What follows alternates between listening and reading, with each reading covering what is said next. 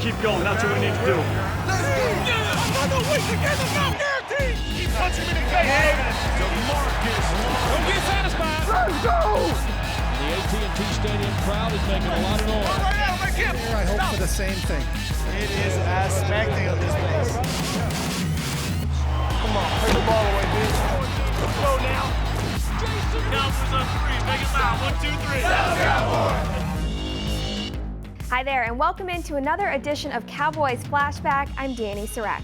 The Cowboys fell 13-9 to the reigning Super Bowl champions, the New England Patriots, and are now 0-4 in games decided by 4 points or fewer. It's been the Cowboys offense that's really gotten this team going the last few weeks. In the previous 2 games, the Cowboys put up more than 500 yards. However, this week against the Patriots, they struggled to find anything consistent going up against their defense. This was a matchup between the Cowboys' #1 offense and the Patriots' #1 defense, and defense won. For the first time all season, the Cowboys did not put up a single touchdown. The Cowboys are now 0-4 against teams with a winning record.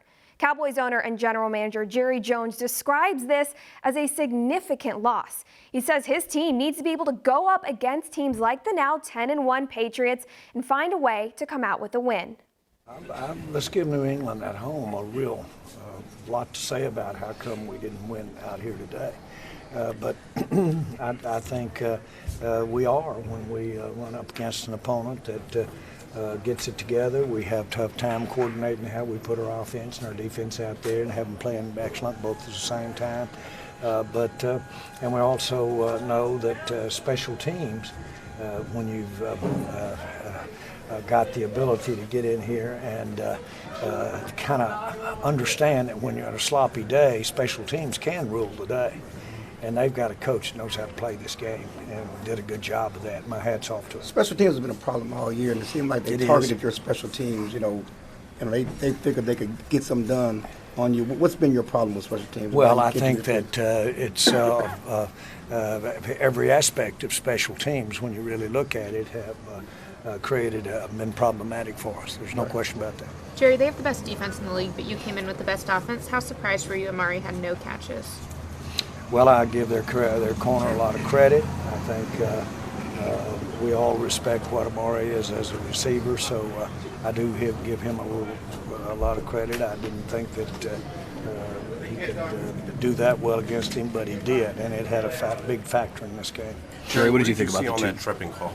What? What did you see on the tripping call?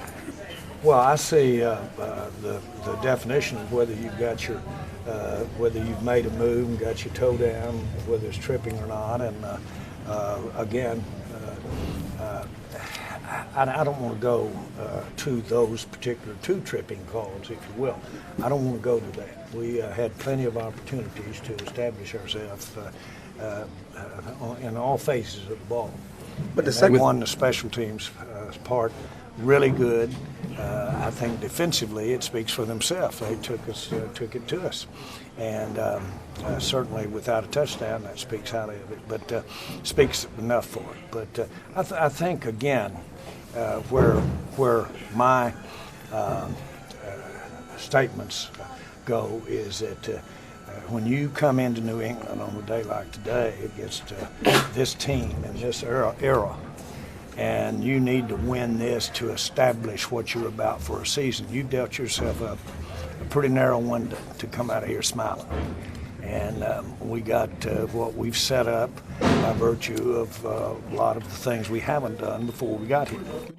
Jones says with the makeup of this team, he shouldn't be as frustrated as he is. He says the Cowboys can't be satisfied with saying they were simply 1 drive short of beating the Patriots. He also adds that he saw lots of new setbacks from the special teams unit. He says the Cowboys need to work in unison and play complementary football for all 3 phases of the game. Stay where you are. More on the not-so-special teams right after this. Dallas Cowboys Flashback, presented by Reliant, is brought to you by AT&T. Rico's products make every game a home game with Rico's. Cigna, together all the way. And by Reliant, an NRG company.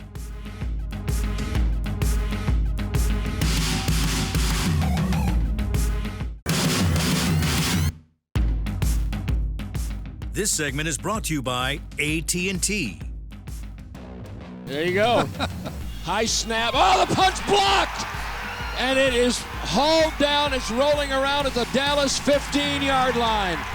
Welcome back to Cowboys Flashback. I'm joined now by team reporter Mickey Spagnola. Mickey, the Cowboys special teams have really struggled all year. They're averaging 12.5 yards per kickoff, which is the fewest in the league, and they had some more miscues Sunday, the first one being that blocked punt. Yeah, absolutely, and the blocked punt was, to me, the total difference in the game.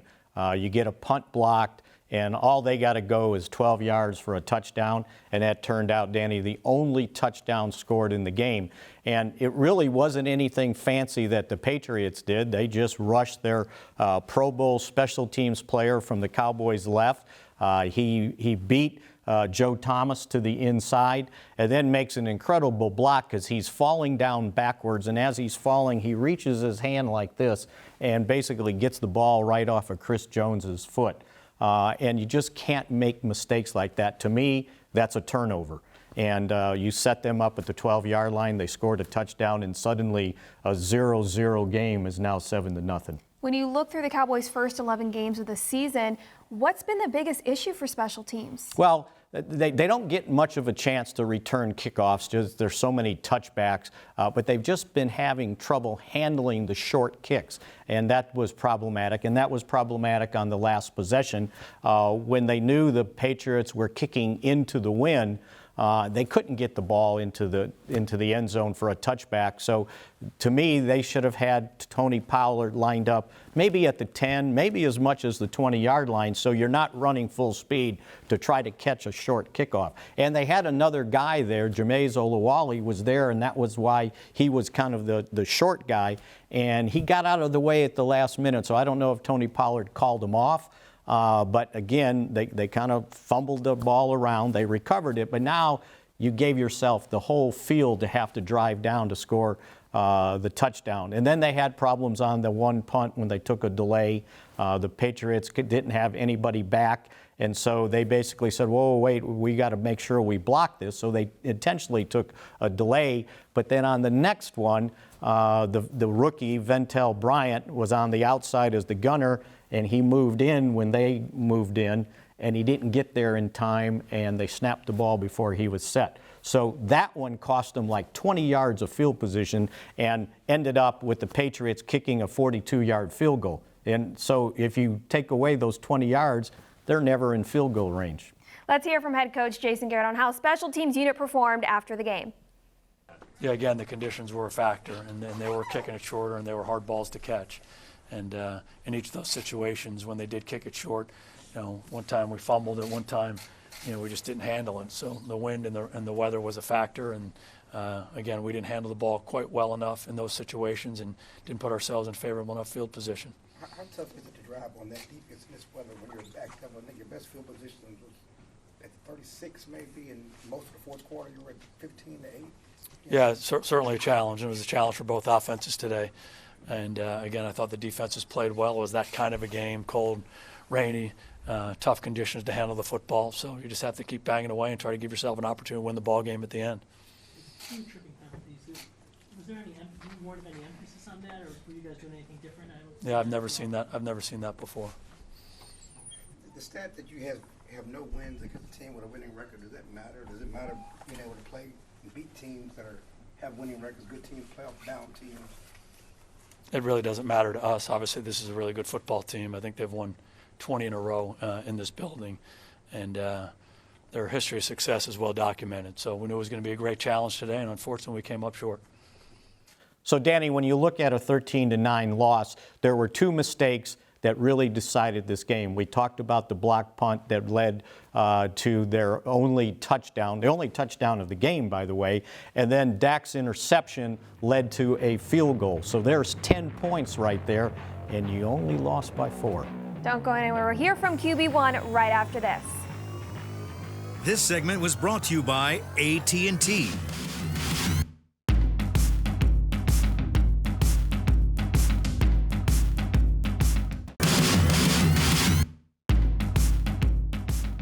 Third down, close to 3. High High snap. Prescott pulls it in out of the gun. Sidearm pass is intercepted at the 29-yard line, and there's the takeaway by Gilmore covering Cooper. The weather conditions in Foxborough were less than ideal, and although weather is not an excuse, the freezing rain is a large part as to why the Cowboys were unable to get the passing game going. In the second quarter, quarterback Dak Prescott had to put gloves on because he says he wasn't getting a good enough grip on the ball and wasn't throwing with the power he wanted to. Prescott finished the game 19 for 33 and struggled to consistently connect with his receivers, including a pass to Amari Cooper, which was intercepted by Patriots cornerback Stephon Gilmore. The Patriots put points on the board on their following drive. Cowboys owner and general manager Jerry Jones calls this loss a setback. However, Prescott disagrees.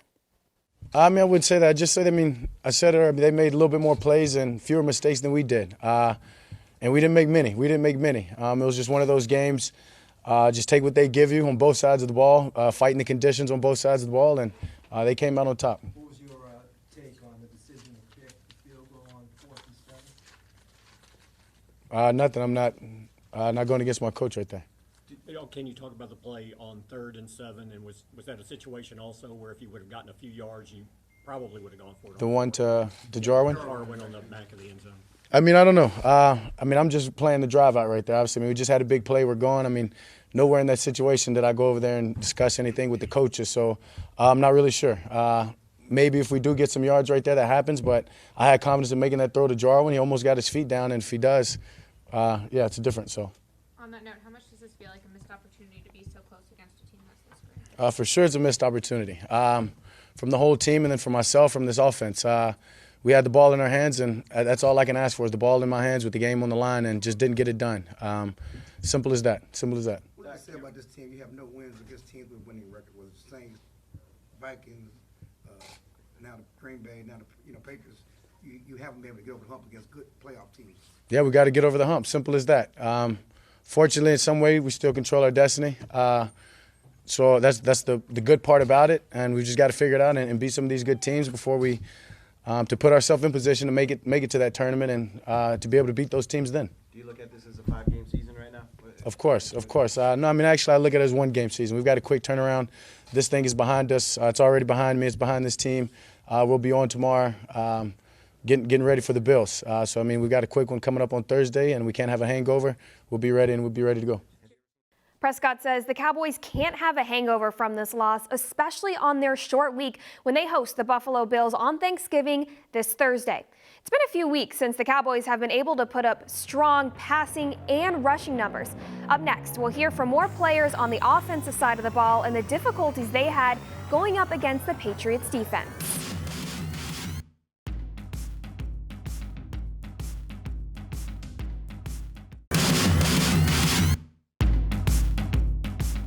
Welcome back to Cowboys Flashback. For the first time as a Dallas Cowboy, wide receiver Amari Cooper had 0 catches in the game. He had a pass intended for him picked off by Patriots cornerback Stephon Gilmore, and he also had a pass ruled incomplete. For the first time in a few weeks, the Cowboys' run game seemed to look a little more alive. Running back Ezekiel Elliott rushed for 86 yards. For reference, he only put up 92 in the previous combined 2 games. Let's hear from Cooper and Elliott on why the Cowboys were unable to take advantage of their opportunities in Sunday's game. Because it was raining, I think. Because it was raining. We didn't throw the ball downfield how we usually do or how we would have liked. So, yeah. Is he the best cornerback you've played this season? Like he said, I only got 2 targets against him, so it was really hard to tell how good he actually was. And the interception, like you were trying to knock it down, but can you take us through that? Yeah, I wasn't trying to knock the ball down. I was trying to catch it initially. I didn't really feel him behind me, but when I felt him behind me, I was obviously trying to prevent him from going through and catching the ball, but it was too late by then. Late in the game when you guys were deep in their territory, what was the reaction to going for the field goal instead of going for the touchdown? There was no reaction. We just went for the field goal. Do you feel like it was the right decision? I didn't even think about it until you guys brought it up. But to think back on it, yeah. I mean, terrible weather days. The fact that we threw the ball as well as we could today, I mean, I don't think I would say the passing game struggled. I mean, sometimes when I got the ball from a handoff, he was moving around in my arms. So, I mean, I think just got to find a way to win that game, that's all. How much did the weather today kind of affect some of the things we wanted to do offensively? I mean, it was tough throwing the ball, but I don't think the game plan changed much. Just got to find a way to go out there and get the win. Zeke, your thoughts on the defense, the way they played, holding them to just one touchdown? Yeah, I mean, they've been playing lights out all season, and, they did great, and we got to find a way to go out there and put some points on the board so we can win this game. The Cowboys were just 2 for 13 on third downs. Some of the credit for the Cowboys' offensive struggles has to go to the Patriots' #1 defense. New England logged their 20th interception of the season. The Cowboys' defense didn't play so bad either, though. Up next, we'll hear how the Cowboys were able to hold the Patriots to just 13 points, the fewest all year for them.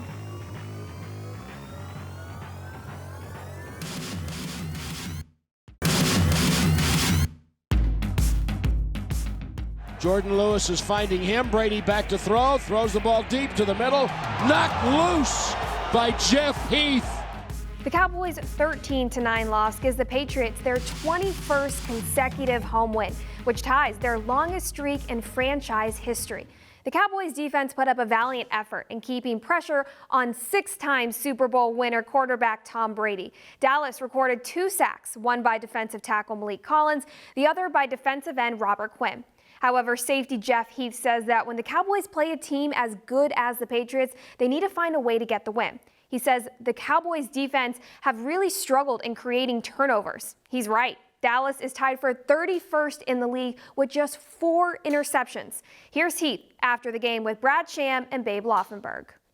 We wanted to make sure we didn't have to pop Jeff Heath's shoulders back in before we had this conversation, but the Cowboys safety did everything he could in this effort in New England today. First of all, are you in a situation where the thing's popping out and it's got to be popped back in all the time? No, it's not really dislocating. It's just kind of there's definitely some movement and just some pain, but that's something that you deal with when you play the sport, and especially when you play the position I play. So, luckily for me, I was able to finish the game, but it's going to be something that I have to manage and deal with pretty much for the rest of the season. You had such a great play on that one breakup late in the game. Then it looked to me like DeMarcus Lawrence came and put his arm around you and made sure nobody got close to you to hurt you anymore and getting you off the field.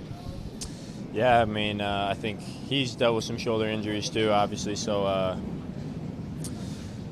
just cool play, I guess.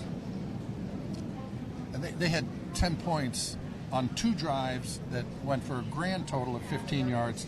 They had a block punt and then the interception. Other than that, I mean, you gave up 3 points on the night to the New England Patriots. Mm-hmm. I know the whole goal is to have one more than they do, right.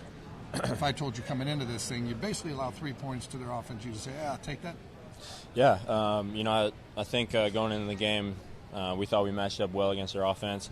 And really, if you've watched them all season, that's kind of what they've done. They've, when their offense is struggling a little bit, they make up for it on special teams. I think in the last 2 years, they have like 7 block punts or something. So, we knew going into the game that was going to be something that we had to deal with. And, really frustrating, disappointing that, we gave them that play. And, obviously it was big in the outcome of the game. So when you're playing a good team like that and when you're on the road, just can't afford mistakes like that. And I hate to even think about it. It took all you could do to kind of get ready for this game, obviously, with your shoulder. Now you sit here, you got to go play a game 4 days later. Yeah, I mean, that's just what it is. I mean, every team in the NFL has got to play a Thursday game, and it's a quick turnaround for all those teams. At this point in the season, everyone's banged up. So, I think just going to have to spend a little extra time in the training room and, luckily this week's mostly mental preparation anyways, so there's not as much physical practice, and I think I'll be ready to go.